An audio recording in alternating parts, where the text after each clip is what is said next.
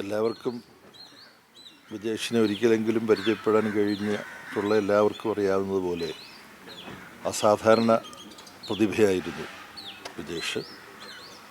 നാടകരംഗത്ത്, ചലച്ചിത്ര രംഗത്ത്, ഗാനരചയിതാവ്, ഗായകൻ എന്നീ നിലകളിലെല്ലാം അദ്ദേഹം വളരെ ഉന്നതമായ നിലവാരം പുലർത്തുകയും സാമൂഹികമായ പ്രതിബദ്ധത പുലർത്തുകയും ചെയ്തിട്ടുണ്ട്.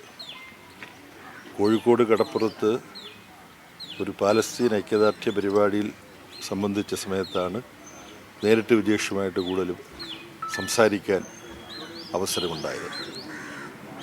അവിടെ അവതരിപ്പിക്കപ്പെട്ട ഒരു വളരെ ദൃഢമായ രാഷ്ട്രീയ ഉള്ളടക്കമുള്ള ഒരു കലാവതരണം, അതിൽ പങ്കെടുത്ത കലാകാരരെ ഞാൻ പോയിട്ട് അഭിനന്ദിക്കുമ്പോൾ അവരാണ് പറഞ്ഞത് വിജേഷ് മാഷാണ് ഞങ്ങളെ പരിശീലിപ്പിച്ചത്. അപ്പം വിജേഷ് അവിടെ ഒതുങ്ങി നിൽക്കുന്നുണ്ട്, ഇങ്ങനെ ഇടിച്ചു കയറിയൊന്നും വരുന്ന പ്രകൃതമല്ല. അപ്പോൾ വിജേഷിനെ വിളിച്ച് വിജേഷിനോടും ഞാൻ സംസാരിച്ചു, അഭിനന്ദനം അറിയിച്ചു.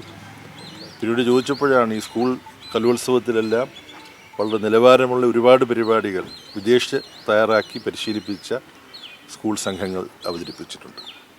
അപ്പോൾ വളരെ യാദൃച്ഛികമായിട്ടാണ് വിജേഷിനെ പരിചയപ്പെടാൻ കഴിഞ്ഞത്.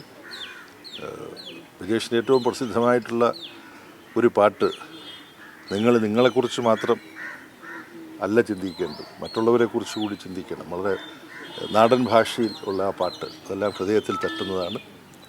കലാലോകത്തിനും സാമൂഹ്യ പ്രതിബദ്ധതയോട് പ്രവർത്തിക്കുന്നവർക്കും വളരെ വലിയ നഷ്ടമാണ്. വിശേഷിച്ച് തികച്ചും അകാലത്തിൽ മരിക്കേണ്ട ഒരു പ്രായത്തിലല്ല വിജേഷ് നമ്മെ വിട്ടുപോയിരിക്കുന്നത്.